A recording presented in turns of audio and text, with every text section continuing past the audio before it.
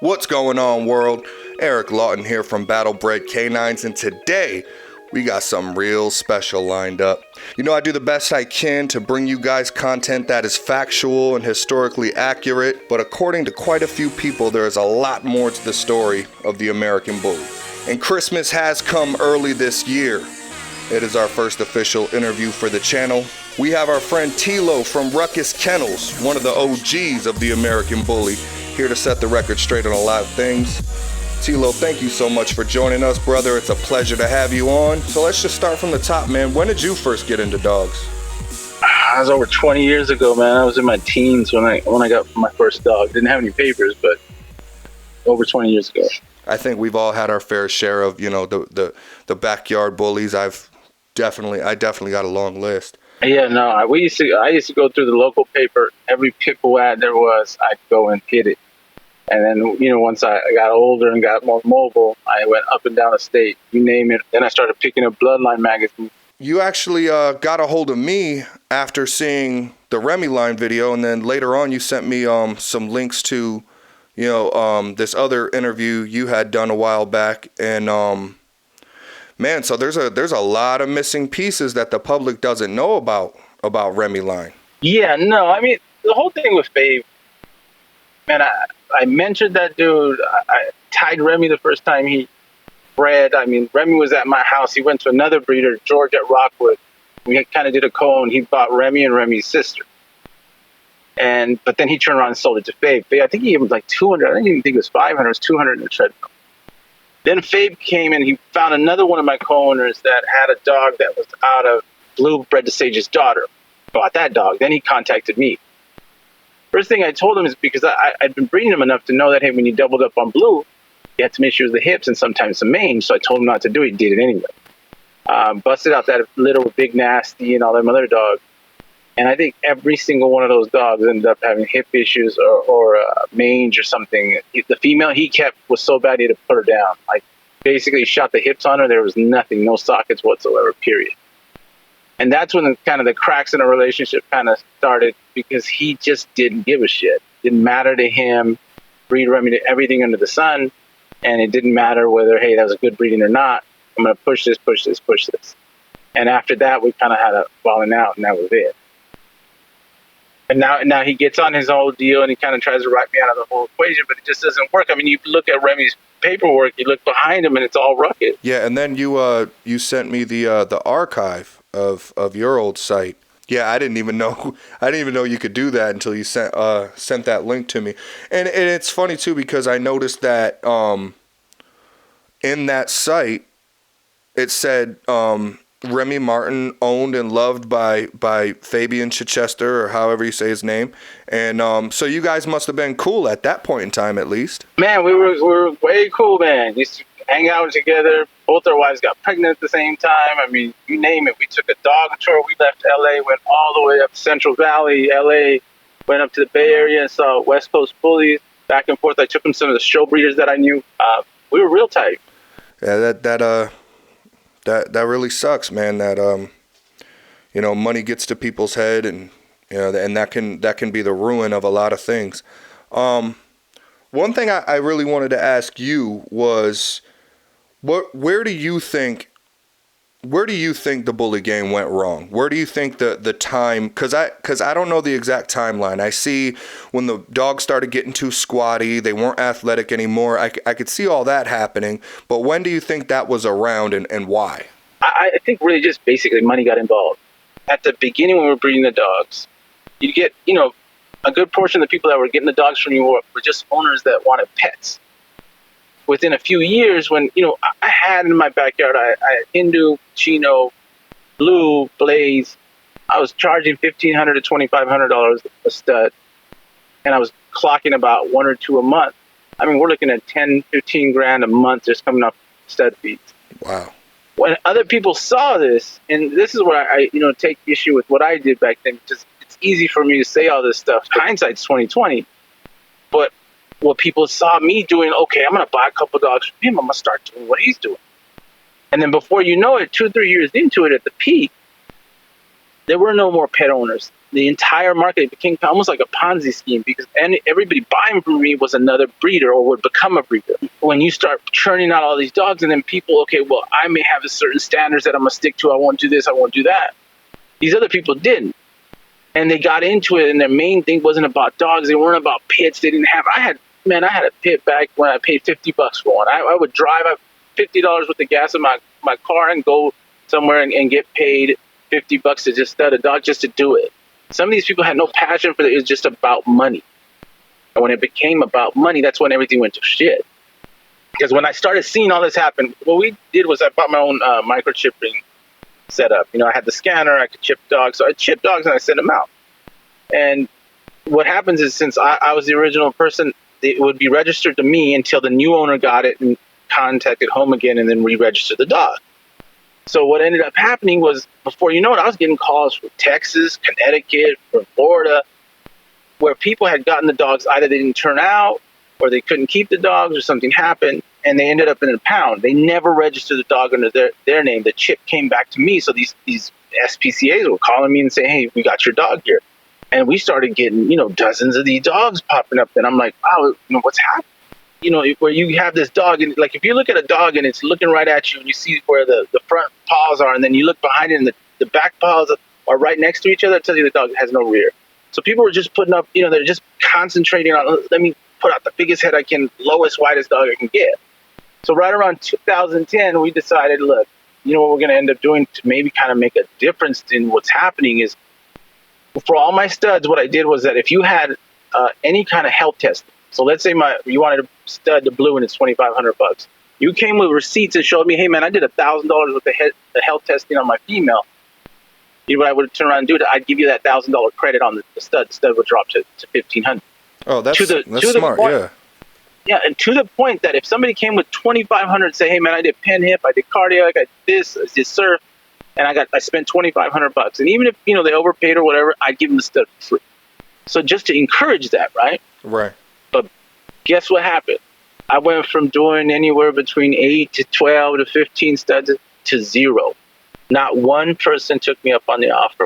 And the thing was, you couldn't bring a dog that wasn't health tested. At least had to have the minimum, at least like shoot the hips, do a cardiac, something had to be done. And that's what told me, hey man, with this community just gone to shit. It just makes no sense. Hey, I'm not even telling you to come out of pocket. You're willing to pay me $2,500 to use the dog. Hey, how about this?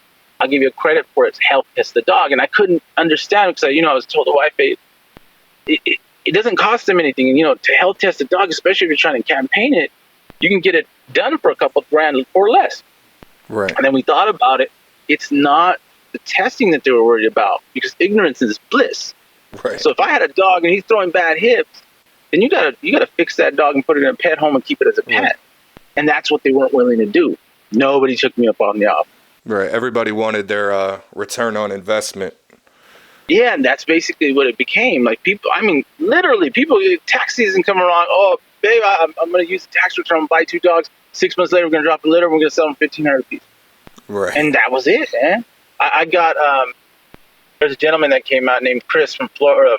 He was a businessman out there. He flew down. He must have spent $60,000, $70,000 on dogs on the weekend. He bought Hindu's sister $15,000. He flew back to Florida, called me up on the phone and said, hey, Tilo, I'm not playing. My money is right. I will fly right back to California and hand you $100,000 in a brown paper bag if you give me Hindu. And I told him I can't do that. It's my son's dog. It's his pet. And he's like, man, I'll give you credit, man. Everything else had a price, but you weren't willing to do that. And the sad part of the story is 2 weeks later, he got in a kennel fight with Blaze and died. Damn. 2 weeks after this man. So, and that's back when, getting even $15,000, $20,000 was a lot. This man offered me $100,000. So you got offered $100,000 for Hindu. That's insanity. Yeah, no way. They're paying more than that now. Come on, some of these dogs have sold for $1 million now. Yeah. But the thing is, it's all become this hype pavement where everybody thinks, see, if I breed this, I breed that, breed this together, hopefully I'll hit and I'll turn around and sell this dog. Especially when Dave started opening up the foreign markets, when you got foreign money in here, you got the Russians were buying, you got the Chinese were buying. They don't care. They turn them out and they leave. Man, you go to the pound in your local area. When I go, literally half the dogs in there are pit bulls or pit bull mixes. Right. And then when the UKC got in trouble, see, my wife was pretty close to the vice president of the UKC's wife. Right. And we had nationals, UKC nationals, and they were talking. And they were like, there's no way they're going to do the American Bully thing. And my wife was really trying to impress upon them, like, look, it's kind of a movement. There's a lot of people involved. You got to kind of embrace them and kind of bring them in and guide them. They wouldn't do it. That's when the ABKC took off. And the UKC didn't realize how much money they were losing until the ABKC took off. Then they turned around and opened up their stud books. Now, today, you can have a mixed breed dog, send the pictures to UKC, and they'll send you some paperwork. Once that was done, then all the floodgates open. Then you get these Frenchie mixes, then you get these Bulldog mixes left and right, just everywhere. And it's not like these people are even bringing in, hey, I'm going to go find a quality Frenchie or quality English Bulldog. Like I said, they're like little satellite mini breeders. I'm going to go find one. My cousin has one. Doesn't care about any kind of health testing. So they're going to go bring 2 other breeds in that are notorious for having genetic flaws in them and bring it into the mix and start breeding. And it's just gone to shit from there. That people don't know anything about structure and they don't care. It's heartbreaking, man, because I look at the links you sent me again on all the dogs you had, and then I look back at Juan Gotti, I look back at Razor's Edge Paddington. They're like the dogs that I've mentioned so far, because I mean, like I said, I'm doing these videos to educate other people and to educate myself. I mean, the best way to learn is to teach the class. And yes, I'm going back on all these dogs, and then I'm looking at the ABKC shows now, and I'm like, these are just train wrecks. Like, who is allowing this to happen? Like, money's allowing it to happen. And the thing is, like, look at Dave. Me and Dave butted heads for years. But I'll give him this much: he knows dogs. He showed dogs in the AKC circuit, UKC circuit, and won. Right. He knows form. He knows what a dog's supposed to look like. He knows what it means when a dog is busted like those dogs are, and he still has done nothing because he lined his pockets. He has done nothing to stop all that. And you just keep going to the extremes. The lower, the better, the lower, the better. I see dogs where they're dragging their stomachs on the ground, and they looking like they're in pain. Right. And people don't care because it's short and low. And it just doesn't make any sense, period. Yeah, they should have just stuck with an English Bulldog if that's what they were looking for. Yeah. If you want to go get an English Bulldog, crop the ears and call it whatever you want. Yeah. I'm proud to say that all my dogs, and it was terrible, but they died, 10, 12, 13 years old on my yard. And they stayed with us. These people dump dogs like it's nobody's business, man. Like, once a female's done, she doesn't produce it. Gone. She's out of there. I mean, and not to mention some of these, okay, and if you look at some of the popular dogs now, like Dax. I saw Dax in person. He was a cool-looking dog. Little, long, high in the rear.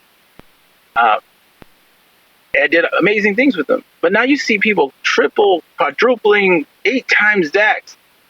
Dax was never health tested. He's been known to throw heart defect. Dog never got tested. I don't know how bad the murmur was, or even if he had one, or maybe he just threw them.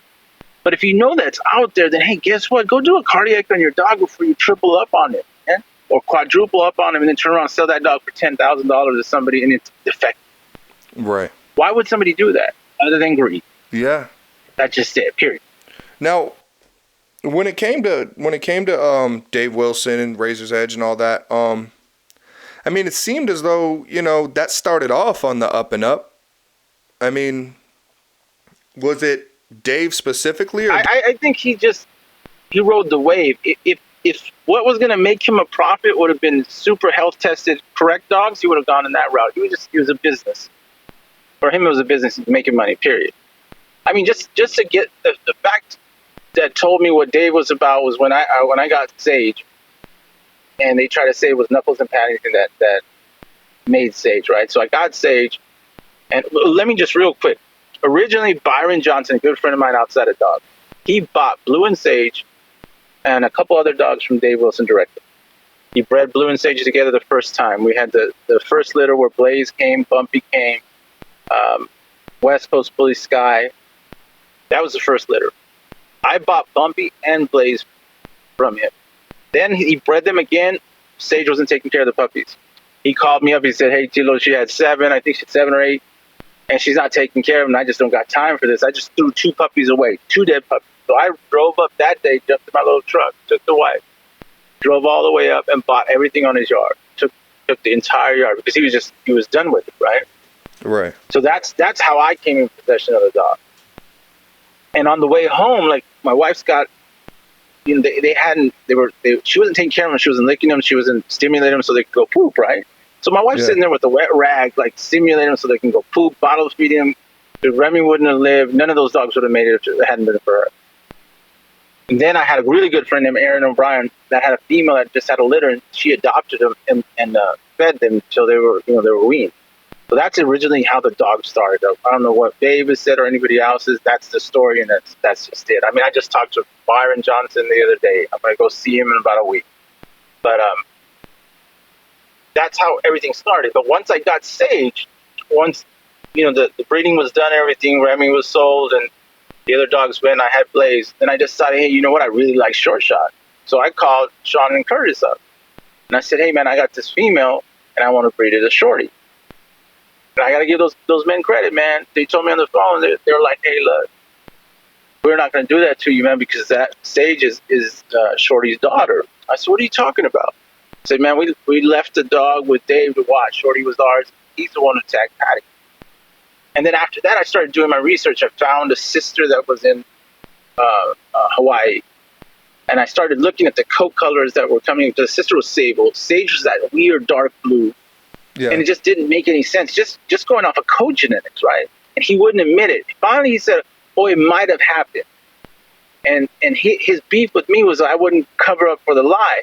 My whole thing is if you're going to start your own registry, do this, that, and the other, why wouldn't you, if you think it could have happened, DNA the dog? So I offered, I said, hey, man, I'll DNA him. I'll give up the DNA, give up Knuckles' DNA, and he wouldn't do it. So then I went and called the UKC, and I did a DNA challenge. And bet they did everything in their power to hide that dog, man. So that just told me what kind of cat he was. Like, look, man, first of all, just do the DNA if you're not sure. And you said it might have happened, then you just come out and say, man, this has happened. It's my bad. We cleared the air. Or shut me the hell up. Like, oh, you know what? The DNA is correct. See those bullshit he's talking out of the side of the neck. Right. The worst thing about him was that he was encouraging people, hey, in order to get something like Remy, you got to bring in Knuckles heavy. And I knew people would call me that, hey, we're bringing in Knuckles really heavy to do that. And it's not doing what you wanted to do. Knuckles, and look at the dogs behind him, weren't what was causing all that to happen the way it was happening. And to go and encourage people and other kennels to spend their money and then put their programs to, hey, man, I'm going to breed a certain way because Dave told me this is going to work. And knowing that it was wrong is a crock of shit to me, man. That I lost all respect for. And the thing is, if I had it wrong, man, you had an opportunity. I DNA'd Sage. I DNA'd Blue. They're DNA VIP with the UKC. You could have just put it all to bed to rest. And you had your excuse. Oh, man, it happened on accident. Now we know, and this is how you do things better. No, but you wanted to stick to the lie. And not only stick to it, you wanted to promote it and have other people spend their hard-earned money trying to replicate something you knew wasn't going to happen. And that's what really burned me about that, man. Okay, that makes sense. Now I know we're kind of on a little bit of a time crunch here. I have one last thing I wanted to ask you about, and that is Richard Barajas. Richard, man. All right, Richard's a good dude, man. He's a complicated individual, to tell you the truth, man. When I went to UC Riverside, and when I was living out there, I hooked up to Oliver De La Cruz at Ducking Kennels. He introduced me to Richard, went out to Richard's place. When he had the litter with Monster on the ground, he was chasing the blues, and I gave him a $100 deposit for that fawn one. And it was Monster. Came time to pick the dog up. Oh, he didn't make it. Never gave him my $100 back. But I can't be mad at that, man. Every time I saw him, it was like, you know what I'm saying? It's his line, man. Richard was a unique individual, man. He lived in the hood. The funniest thing, you go inside his house, and he'd have this huge bar, big TV, but I mean, just a ramshackle house in the middle of the hood. And Richard was notorious, man. You drop off a dog and say, hey, man, I'm going to breed it to Gotti. You leave, and he'd throw Monster on it. I mean, the thing with Richard, I even asked him, and Richard would be like, sometimes, homie, I don't even know. You know, we threw a couple dogs on her. I don't know what made it.